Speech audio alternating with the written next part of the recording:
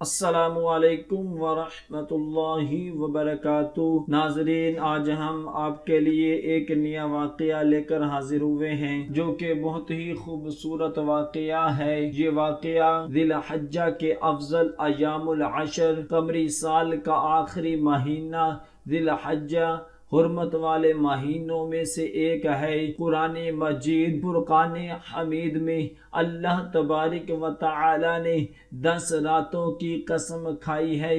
قسم ہے فجر کی اور 10 راتوں کی۔ مفسرین کے مطابق ان 10 راتوں سے مراد ذی الحجہ کی پہلی 10 راتیں ہیں۔ بلا شبہ جو ذات خود عظیم ہو وہ صاحب عظمت شے ہی کی قسم کھاتی ہے۔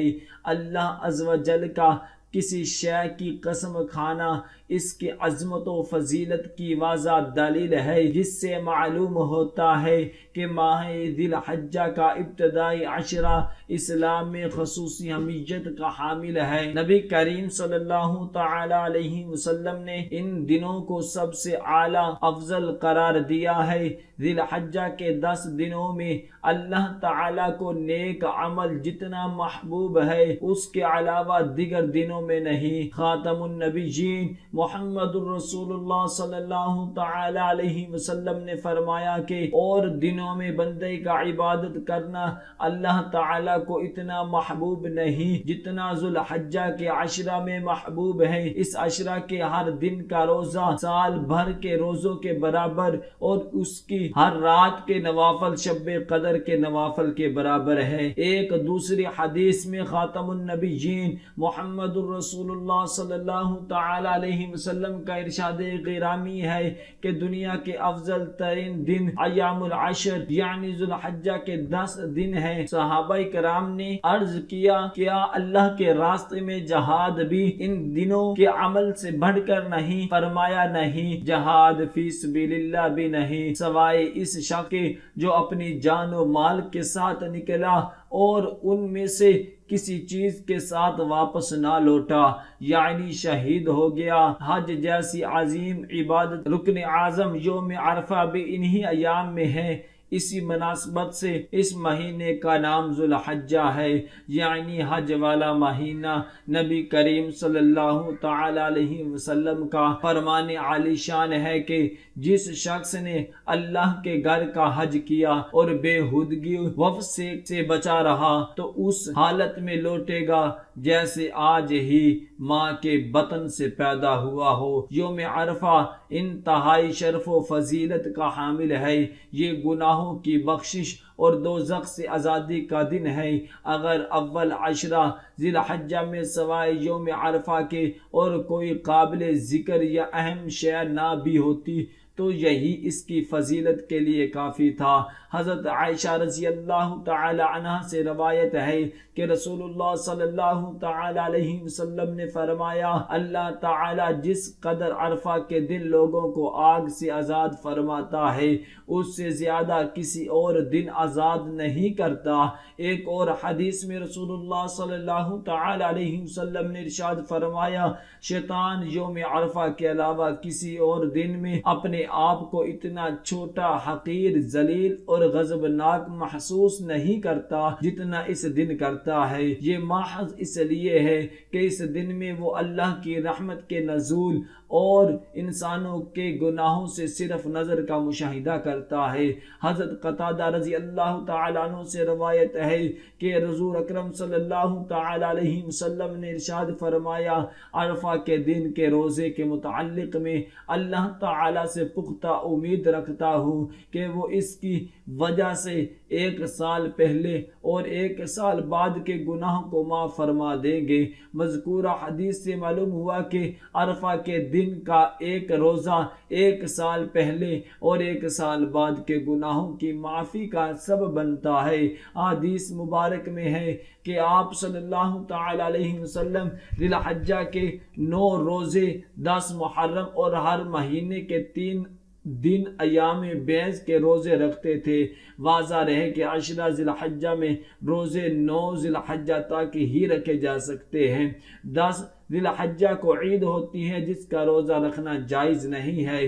اسی طرح عید الاضحیٰ کے بعد 11، 12، 13 ذی الحجہ کو جو ایام تشریق کراتے ہیں ان میں بھی روزہ رکھنا جائز نہیں۔ حج کے بعد مسلمانوں کی دوسری عید عید الاضحیٰ بھی ماہ ذی الحجہ کی 10 تاریخ کو ہوتی ہے۔ عید کا دن جہاں خوشی و مسرت کا دن ہوتا ہے وہیں عید کی رات انعام و الطاف کی رات ہوتی ہے، اور اللہ تعالیٰ کی خصوصی رحمت اور نوازش عید کی رات میں ہوتی ہے، چاہے وہ عید الفطر کی رات ہو یا عید الاضحیٰ کی رات ہو، دونوں نہایت ہی اہمیت والی راتیں ہیں اور انسانوں کے لیے سعادت کا ذریعہ ہے۔ نبی کریم صلی اللہ تعالی علیہ وسلم نے فرمایا کہ جس شخص نے عیدین کی راتوں میں اللہ کی رضا اور ثواب کے حصول کی خاطر قیام کیا تو اس کا دل اس دن مردہ نہیں ہوگا جس دن لوگوں کے دل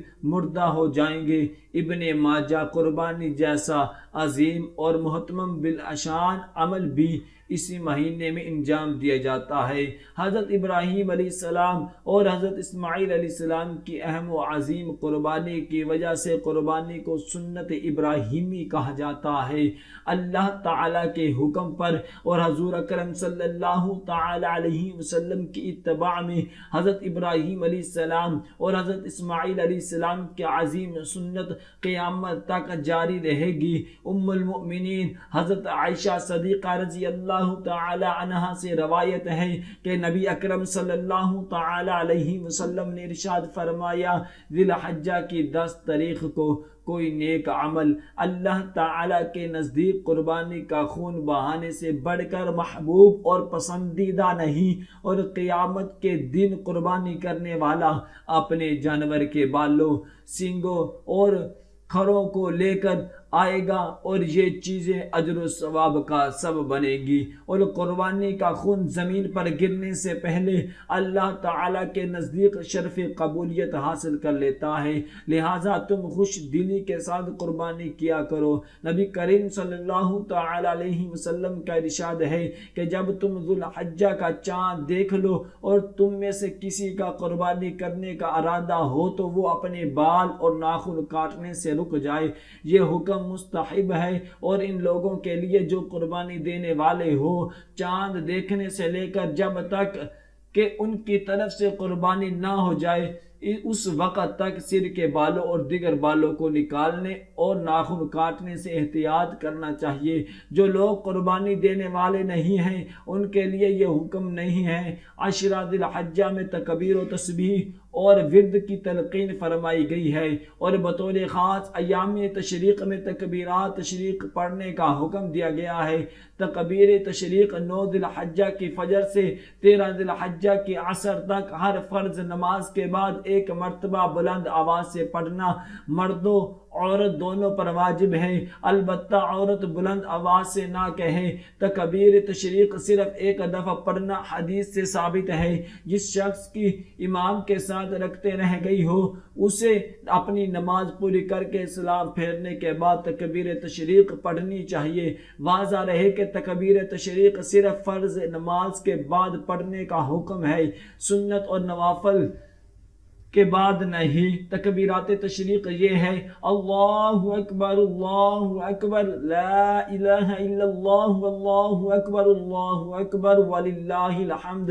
لہذا ایام تشریق میں ہر شخص کو تکبیر پڑھنے کا خاص اہتمام کرنا چاہیے۔ یوں تو ذی الحجہ کا پورا مہینہ ہی قابل احترام ہے، لیکن اس کے ابتدائی 10 دن تو بہت ہی فضیلت اور عظمت والے ہیں، جن میں بڑی بڑی عبادتیں جمع ہو جاتی ہیں، یعنی نماز، روزہ، حج اور قربانی۔ ان تمام خصوصیات کی بنا پر ذی الحجہ کے پہلے عشرہ کی اہمیت اور افضلیت 2 چاند ہو جاتی ہے۔